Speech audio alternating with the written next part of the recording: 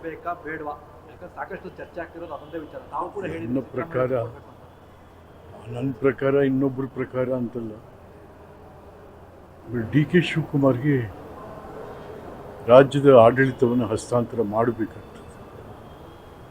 ಏಕೆಂತಂದರೆ D K Shivakumar ಅವರು 136 seat ಕರ್ನಾಟಕದಲ್ಲಿ ಕಾಂಗ್ರೆಸ್ ಗೆದ್ದು ಅಧಿಕಾರಕ್ಕೆ ಬರಬೇಕಾದ್ರೆ ಅವರ ಶ್ರಮ ಎಲ್ಲ ರೀತಿಯಲ್ಲೂ ಆಗಿದೆ.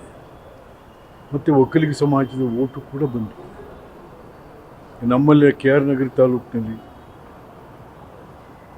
ಕಾಂಗ್ರೆಸ್ಗೆ 4,000-5,000 ಮೇಲೆ ಓಟ್ ಬರ್ತಾ ಇರಲಿಲ್ಲ ಒಕ್ಕಲಿಗ ಸಮಾಜದ್ದು. ಈ ಸರಿ 15,000 ಓಟ್ ಬಂತು. ಕಾರಣ ಏನು? ಇಲ್ಲಪ್ಪ ಡಿ ಕೆನೂ ಕೂಡ ಏನಾದ್ರು ಆಗ್ತಾರೆ, ನಮ್ಮ ಸಮಾಜದವ್ರಿಗೂ ಒಂದು ಅವಕಾಶ ಸಿಗುತ್ತೆ ಅಂತಕ್ಕಂಥ ಆಶೆ. ಇವೆಲ್ಲ ಸೇರಿಕೊಂಡು 136 ಸೀಟು ಬರಲಿಕ್ಕೆ ಸಾಧ್ಯ ಆಯಿತು.